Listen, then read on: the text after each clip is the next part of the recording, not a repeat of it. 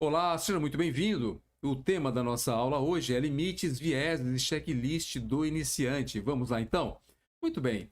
Quando alguém começa no mercado, é fácil se encantar com promessas de soluções fáceis. O setup mágico, o indicador perfeito, a fórmula que garante lucro, mas isso não existe. O mercado é volátil e imprevisível. A análise técnica não prevê sombras do futuro. Ela organiza o movimento do preço, oferecendo ali contexto, tendência, níveis e indicações de momento. O preço é o reflexo coletivo de decisões, emoções e notícias. Confiar em atalhos costuma gerar frustrações e perdas, tá? Além dos atalhos externos, o maior desafio está nos vieses internos. Tendemos a confirmar o que queremos crer, o viés de confirmação, ou a supervalorizar eventos recentes, o viés de recência, e acreditar também que temos um controle onde não há. Essas distorções alteram decisões e comprometem resultados. Por isso, mais importante do que buscar sinais mágicos é estruturar um processo que minimize erros. Um checklist estruturado transforma a leitura em ação consistente. Ele separa a análise da execução, reduz o risco, né? Reduz o ruído e impõe disciplina. Propomos 5 etapas claras aqui: o contexto, a tendência, os níveis de suporte e resistência, gatilho de entrada e invalidação. Bom, no contexto, verifique fatores macro, notícias relevantes, o seu estado emocional, o seu estado de saúde. Um operador cansado ou estressado deveria pausar. Na tendência, confirme a direção em prazos distintos para evitar operar contra o fluxo. Os níveis, orienta as entradas e saídas. Prefira zonas, não números exatos. O gatilho define o evento que autoriza entrar: rompimento com reteste, candle de rejeição, pullback confirmado, e sempre tem aí, né, validade temporal para o sinal, tá? Por fim, a invalidação determina onde admitir o erro e sair, tá? Protegendo o capital e disciplina. Sem esse limite, o trader tende a transformar geralmente pequenas perdas em verdadeiros desastres. Seguir aí o checklist não apenas melhora as entradas ou a entrada, ensina a dizer não quando o mercado não oferece vantagem. Saber ficar de fora é uma competência. Ao adotar esse processo, o iniciante ele constrói fundamentos que o protegem da ilusão dos atalhos e o aproxima de um caminho sólido e consistente na operação do mercado. Resultado: decisões mais limpas, risco menor e aprendizado contínuo. Pode acreditar. No começo, é comum pensar que ter muitos sinais na tela aumenta a precisão. Assim, aparece a tentação de acumular indicadores, novas médias, osciladores e padrões que prometem confirmar a ideia. Mas o excesso de informação costuma apenas confundir. Você passa a agir por impulso, saltando de um sinal para outro sem avaliar ali o contexto ou o risco. Isso gera operações desconexas, desgaste emocional e resultados inconsistentes. Existe também um perigo técnico, menos intuitivo, mas igualmente grave: o overfitting, tá? É quando uma estratégia é ajustada até encaixar perfeitamente no passado. Parâmetros são refinados para que o backtest fique impecável. O problema é que o passado não se repete e uma estratégia excessivamente calibrada tende a falhar ao vivo. Em termos práticos, é a diferença entre decorar um gráfico e entender a mecânica por trás dele, entende? A melhor defesa é simplificar. Estratégias com regras objetivas e poucos parâmetros aguentam melhor mudanças de ativo e horizonte temporal. Pode acreditar. Ao simplificar, você reduz o erro humano e facilita ali a execução. Manter critérios claros também ajuda na hora de avaliar o desempenho, né? Você sabe exatamente por que entrou e por que saiu também. Outro hábito essencial aqui é o diário de trades. Anotar entradas, saídas, o gatilho, o raciocínio e o resultado permite identificar padrões e causas reais da perda. Revisões periódicas trabalham e transformam dados em aprendizado. Quais setups funcionam consistentemente? Quais foram coincidências históricas? É importante separar as duas coisas. Teste com prudência, evite otimizações excessivas, prefira ali validação cruzada, amostra fora do período de teste e análise em ativos diferentes. Em vez de encaixar a estratégia ao passado, valide a sua lógica. Se ajustar parâmetros demais, você captura ruído. Então, prefira poucas regras, né?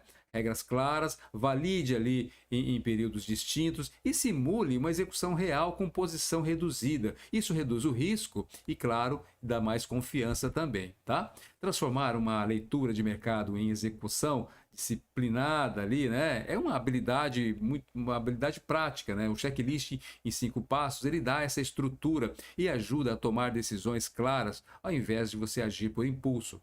Comece sempre avaliando o contexto ali. Quais eventos macro estão em curso? Há notícias que possam alterar o fluxo? A liquidez do ativo é adequada? E, muito importante, em que estado emocional você está também? Se estiver cansado, estressado ou distraído, pausar é uma decisão sensata, pode crer. Não é fraqueza, é preservação do capital e da disciplina.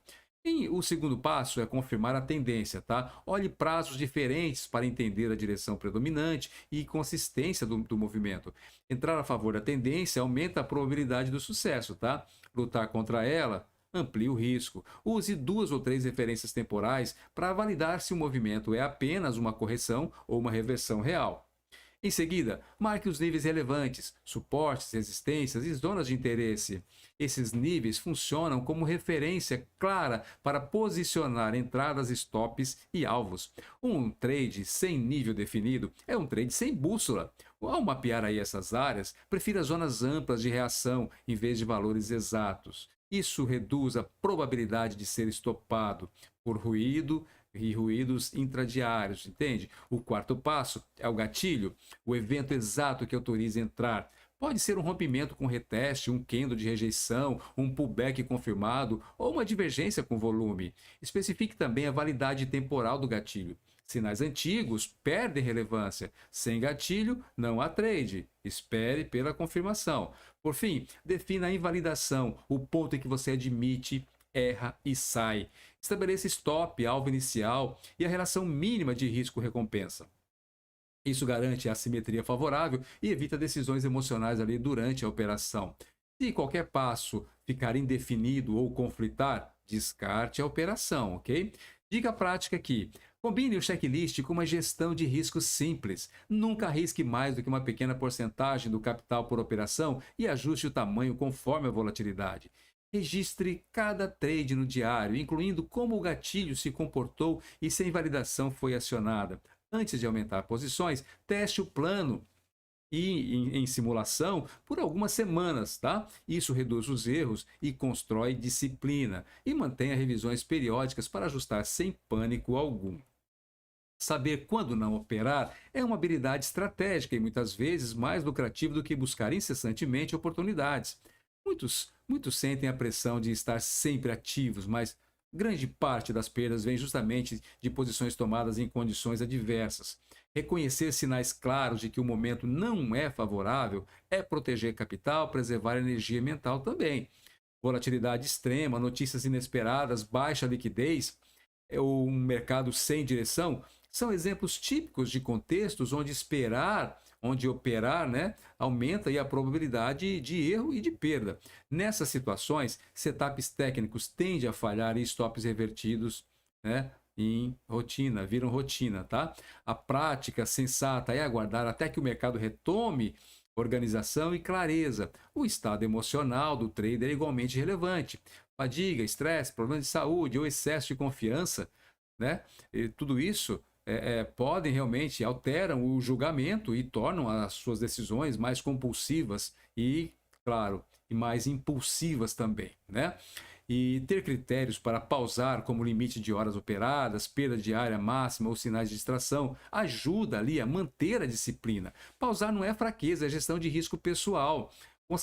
Conscientize-se disso, tá?